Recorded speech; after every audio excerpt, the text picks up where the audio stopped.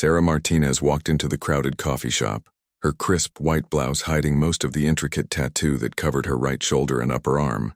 At 28, she had learned to dress conservatively for her job as a financial advisor, but today she had rolled up her sleeves slightly due to the unexpected heat wave hitting the city. The coffee shop buzzed with the usual morning crowd of business people, college students, and retirees. Sarah approached the counter, her mind focused on the important client meeting she had in an hour. She needed her usual double-shot espresso to stay sharp for the presentation that could make or break her career at the investment firm. As she waited in line, Sarah noticed a group of well-dressed women in their 50s sitting at a nearby table. They wore expensive jewelry and carried designer handbags, clearly from the wealthy part of town. One of them, a blonde woman with perfectly styled hair, caught sight of the colorful ink peeking from beneath Sarah's sleeve. The woman nudged her friend and whispered something, pointing discreetly in Sarah's direction. Soon all four women were stealing glances and whispering among themselves. Their expressions showed clear disapproval and judgment. Sarah had experienced this kind of reaction before. Despite living in a modern city, some people still held old-fashioned views about tattoos, especially on professional women. She tried to ignore their stares and focus on ordering her coffee. The barista, a young man with multiple piercings, smiled warmly at Sarah. He had noticed the women's behavior too and felt sorry for her. After taking her order, he started preparing her drink while Sarah stepped aside to wait. The blonde woman from the table stood up and walked over to Sarah with a smug expression on her face. Her friends watched eagerly, clearly expecting some kind of confrontation. "Excuse me, dear," the woman said in a condescending tone, "but don't you think those tattoos are rather inappropriate for someone your age? I mean, what kind of professional gets herself marked up like that?" Sarah felt her cheeks burn with embarrassment and anger, but she maintained her composure. She had dealt with ignorant comments before, though they never stopped hurting. The entire coffee shop seemed to quiet down as other customers turned to watch the unfolding drama. "I'm sorry, but I don't think my personal choices are any of your business," Sarah replied politely but firmly. She could feel dozens of eyes on her, some sympathetic, others curious. The woman's friends had now gathered around, forming a small circle. They exchanged knowing looks, clearly feeling superior to this young woman with her trashy tattoos. "Well, I suppose standards have really fallen these days," another woman chimed in. "When I was your age, respectable women didn't deface their bodies like that. It's really quite sad to see what young people think is acceptable now." Sarah's hands trembled slightly as she waited for her coffee. She wanted nothing more than to escape this humiliating situation and get to her meeting. The barista noticed her distress and tried to hurry with her order. "I bet you regret those tattoos now, don't you, honey?" the blonde woman continued. "They probably cost you job opportunities. No serious employer wants to hire someone who looks like they belong in a biker gang." The cruel laughter from the group of women filled the coffee shop.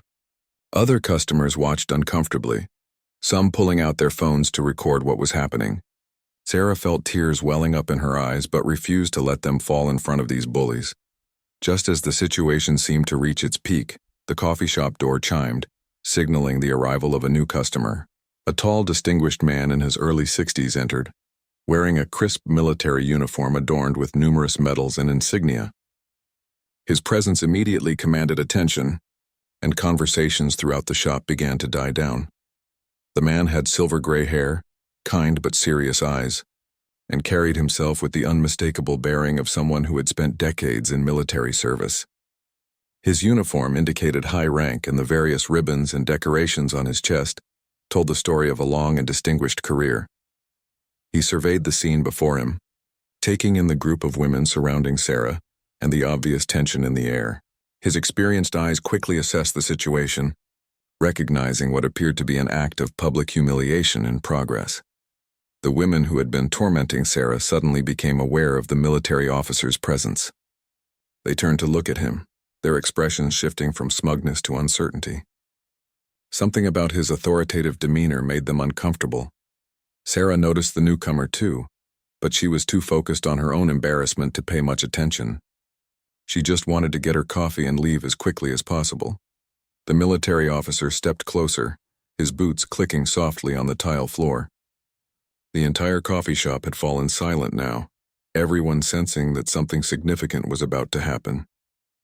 The tension in the air was palpable as he approached the group.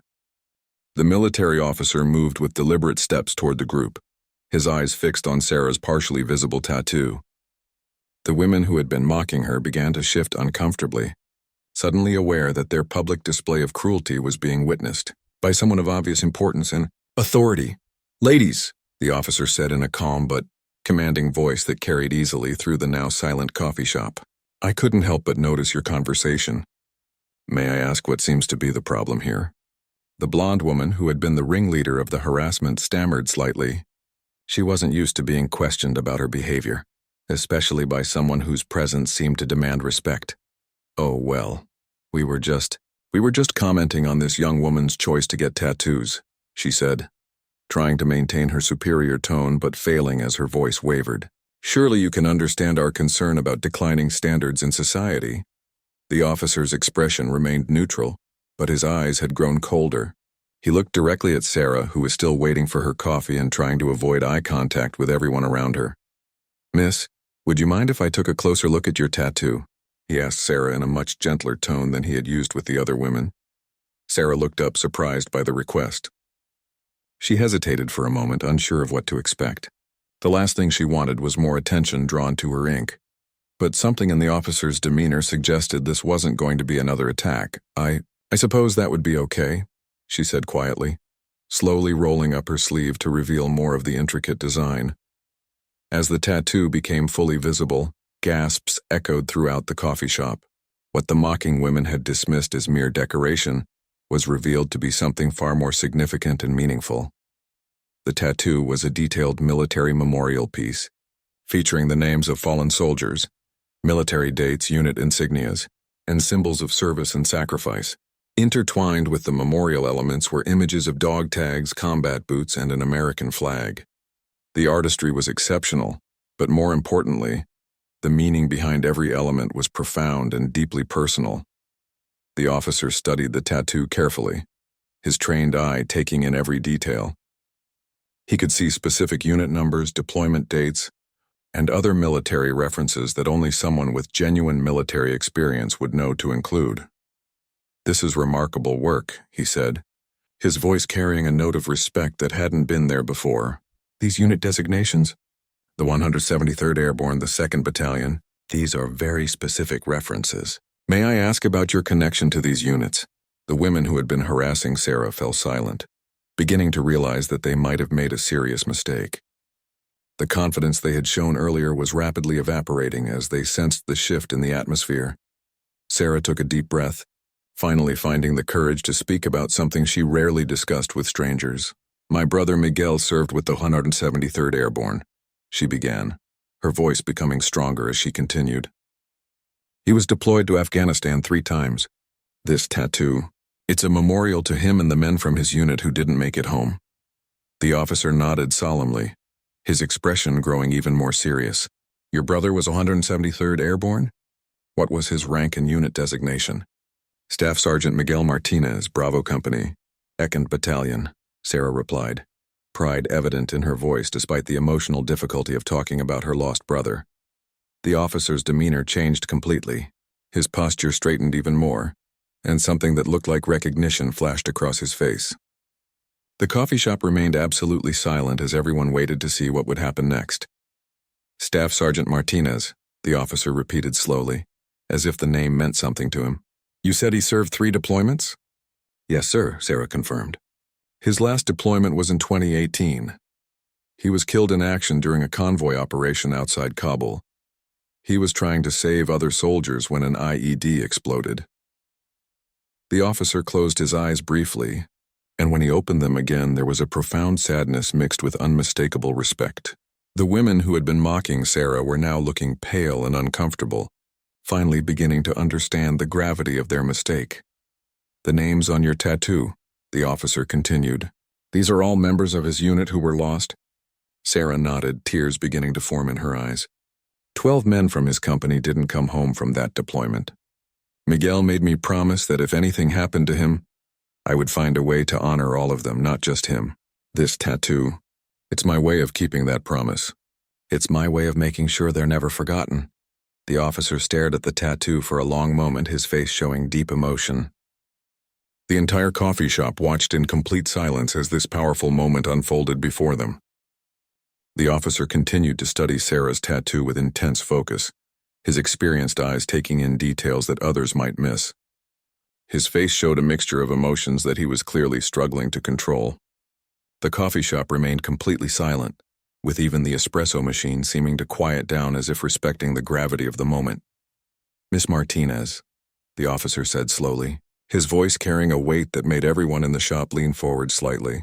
"I need to ask you something very important.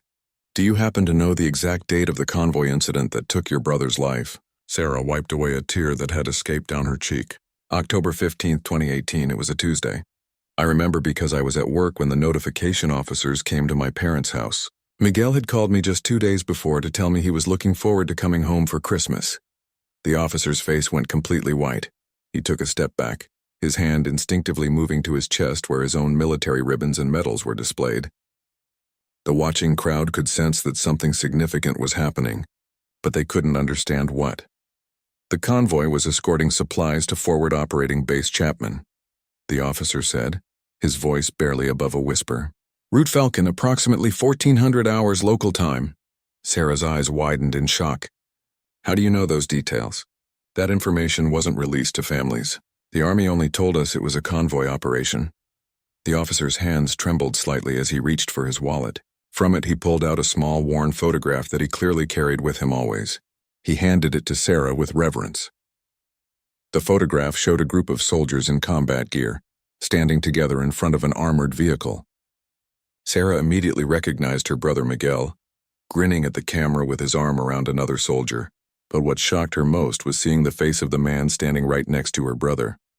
It was the officer in front of her, but younger, wearing combat fatigues instead of dress uniform. "I was Lieutenant Colonel James Harrison then," he said, his voice breaking slightly. "I was the commanding officer for that convoy operation. Your brother, Staff Sergeant Martinez, he saved my life that day." The coffee shop erupted in quiet gasps and whispers as people began to understand the incredible coincidence that was unfolding before them. The women who had been mocking Sarah now stood frozen, their faces showing horror as they realized the magnitude of their cruelty. Sarah stared at the photograph, then back at the officer, her mind struggling to process this impossible revelation. "You were there? You knew Miguel?" "I didn't just know him," Colonel Harrison replied, his voice growing stronger with emotion. "He died saving my life and the lives of 3 other soldiers in our vehicle. When the IED exploded, Miguel threw himself on top of me and shielded me from the blast. The last thing he said before he died was to tell his sister that he loved her and that she should be proud of him." Sarah's legs nearly gave out from under her. The barista quickly brought over a chair, and several customers moved closer, offering support. The colonel knelt down beside her, his formal military bearing giving way to genuine human compassion. "For 7 years, I've carried the guilt of surviving when better men like your brother didn't make it home," he continued. "I've thought about your family every single day. I tried to find you and your parents after the funeral, but military records only had your parents' old address, and they had moved." The women who had been harassing Sarah were now crying, finally understanding that they had been mocking a memorial to genuine heroes. Other customers in the coffee shop were openly weeping as they witnessed this extraordinary reunion between a grieving sister and the man her brother had died to save. "Miguel talked about you constantly," Colonel Harrison said, his own eyes now wet with tears. "He showed everyone pictures of his little sister who was going to college and was going to be the first person in the family to work in business. He was so proud of you. He said you were the smartest person he knew and that you were going to change the world." Sarah looked down at her tattoo, then back at the colonel. "He really said that?" "Every single day," the colonel confirmed. "He carried a picture of you at your college graduation in his helmet. After he died, I kept that picture. I've been carrying it ever since, hoping someday I might find a way to return it to your family." The colonel reached into his wallet again and pulled out a small, carefully preserved photograph. It showed Sarah in her cap and gown, beaming with pride on her graduation day. The edges were slightly worn from being handled so often. "This belongs to you," he said, placing it gently in her hands. "But I want you to know that this picture gave comfort to a lot of soldiers during some very dark times. Your brother shared your story with everyone, and it reminded us all of what we were fighting for. Sarah held the worn photograph of herself with trembling hands, staring at the image that her brother had carried into battle. The weight of this moment was almost too much to bear. Around them, the entire coffee shop had become an impromptu memorial service, with customers wiping away tears and standing respectfully as they witnessed this incredible reunion. Colonel Harrison slowly rose to his feet, his movements deliberate and solemn. The morning light streaming through the coffee shop window seemed to illuminate him as he prepared to do something that clearly held deep meaning for him. "Miss Martinez," he said, his voice carrying the authority of decades of military service, "what I'm about to do I should have done 7 years ago at your brother's funeral. But I was too injured to attend, and by the time I recovered, I couldn't find your family." The colonel took a step back and slowly, deliberately brought his right hand up to his forehead in a perfect military salute. His back was straight, his expression solemn and respectful, and his eyes remained fixed on Sarah's tattoo. The sight of this distinguished military officer saluting a young woman in a coffee shop sent a profound silence through the entire establishment. Even the background music seemed to stop as everyone understood they were witnessing something sacred and deeply meaningful. Staff Sergeant Miguel Martinez and the 11 other heroes memorialized on your arm gave their lives in service to their country and their fellow soldiers, Colonel Harrison said, maintaining his salute. "They deserve to be honored, remembered, and respected. Your tattoo is not decoration, Miss Martinez. It is a memorial to heroes, and it deserves the same respect we would show at Arlington National Cemetery." Sarah felt tears streaming down her face as she watched this powerful man honor her brother and his fallen comrades. The women who had been mocking her tattoo were now sobbing quietly, their hands covering their faces in shame and regret. Other customers in the coffee shop began to stand. A young man near the back, wearing a veteran's cap, stood at attention and saluted as well. An elderly woman placed her hand over her heart. Soon, nearly everyone in the coffee shop was standing in some form of respectful posture. The colonel maintained his salute for a full minute before finally lowering his hand. When he spoke again, his voice was thick with emotion. "Your brother saved my life, Miss Martinez. But more than that, he saved the lives of 3 other soldiers that day. 2 of them are now married with children. One of them became a teacher. Because of your brother's sacrifice, those men got to come home to their families." Sarah's voice was barely a whisper when she finally found the strength to speak. "He always said he joined the army to protect people. Even when we were kids, Miguel was always standing up for others who couldn't protect themselves." "That never changed," Colonel Harrison replied. "Miguel talked about you constantly. He told everyone about how you worked 2 jobs to put yourself through college, how you were the first person in your family to graduate from university.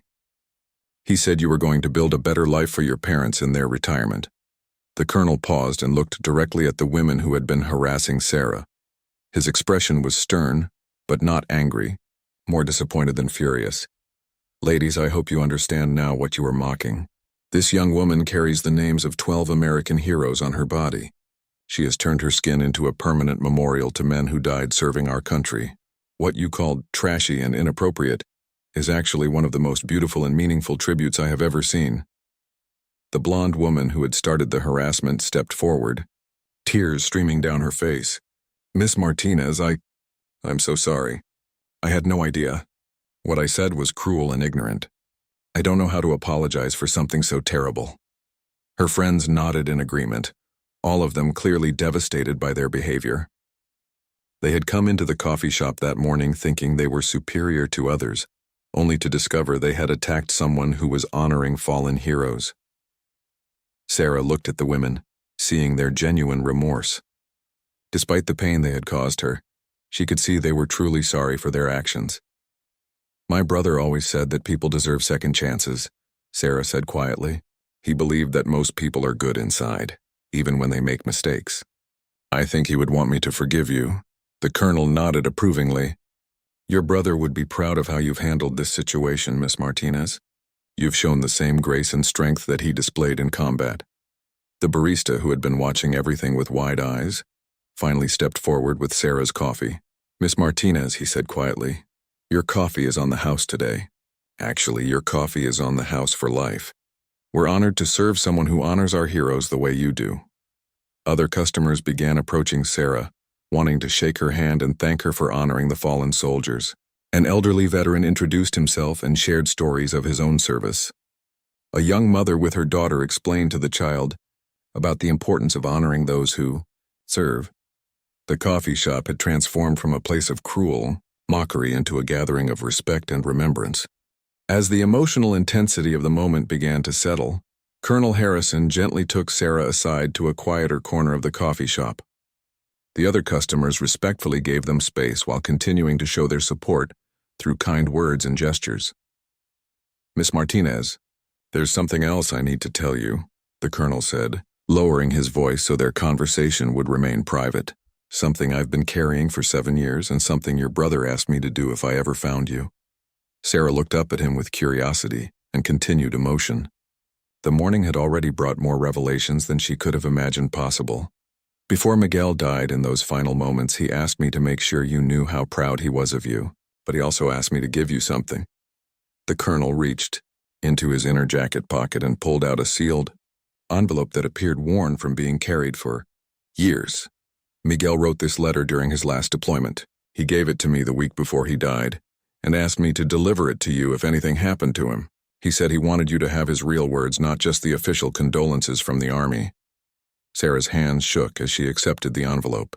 Her brother's handwriting was clearly visible on the front where he had written, "For my sister Sarah, the strongest person I know." "He wrote this for me," she whispered, holding the letter as if it were made of precious metal. "He spent weeks working on it," Colonel Harrison confirmed. "He wanted to make sure you understood how much you meant to him and how proud he was of everything you had accomplished. Miguel always said you were his hero long before he became a soldier." Sarah carefully opened the envelope, revealing several pages of her brother's familiar handwriting. As she began to read the first lines, fresh tears formed in her eyes.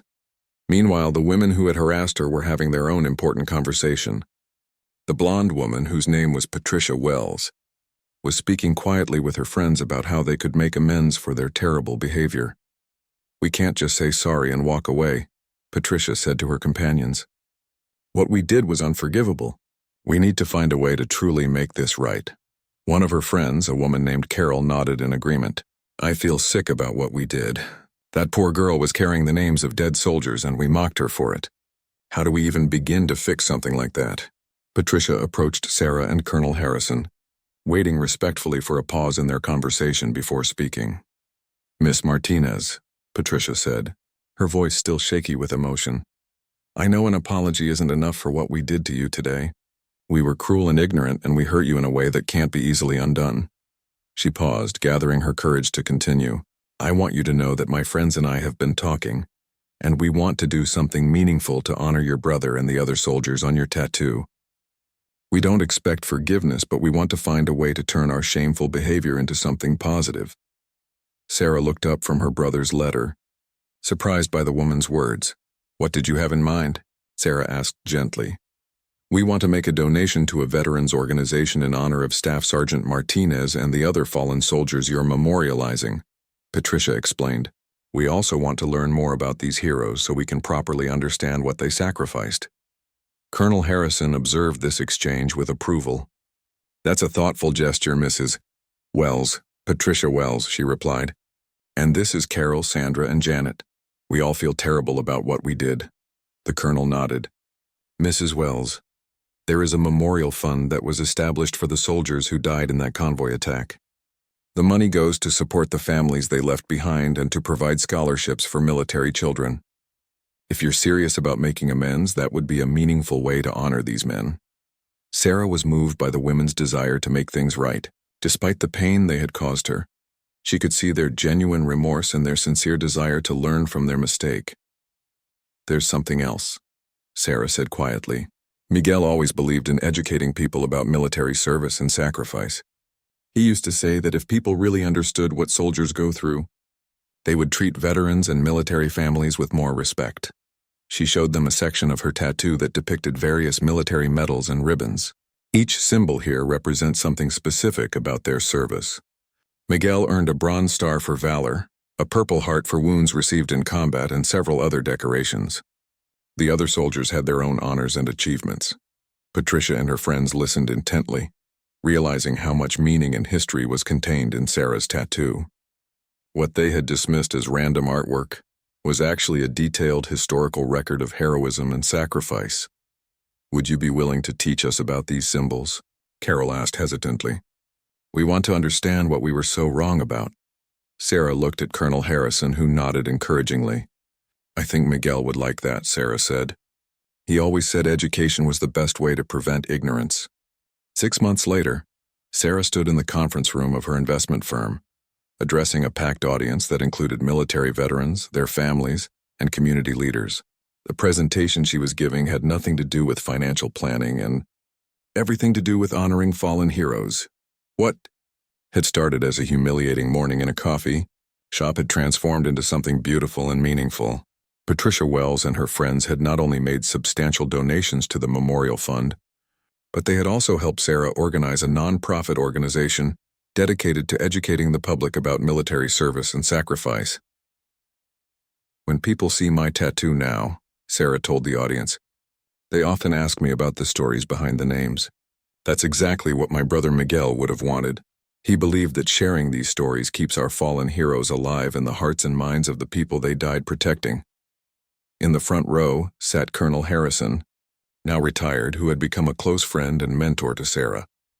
Beside him sat Patricia Wells and her friends, who had become some of Sarah's most dedicated supporters in her mission to honor military families. The colonel had helped Sarah track down the families of all 12 soldiers memorialized on her tattoo. Together, they had created a scholarship program that provided educational funding for the children of fallen soldiers. The program had already helped dozens of young people attend college. Sarah's presentation included a large screen displaying photos of each of the 12 soldiers, along with their stories, achievements, and the families they had left behind. The audience listened in respectful silence as she shared details about each man's life, service, and sacrifice.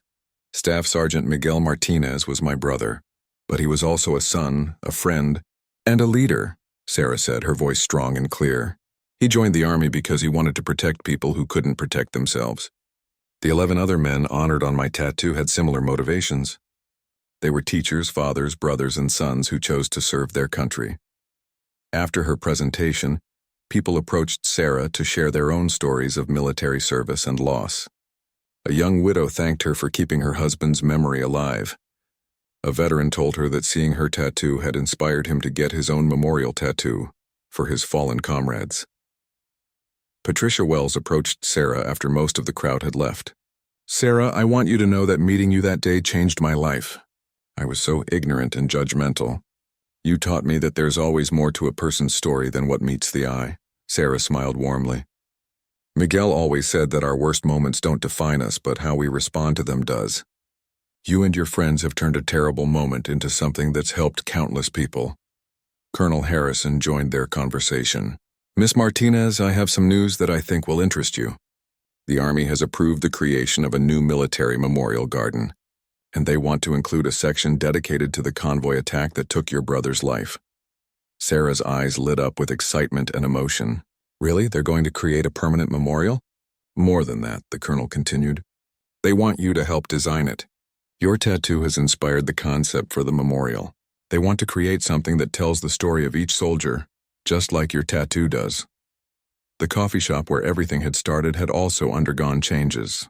The manager had created a small memorial corner dedicated to local military heroes, and Sarah's story had been featured in local newspapers and television news programs.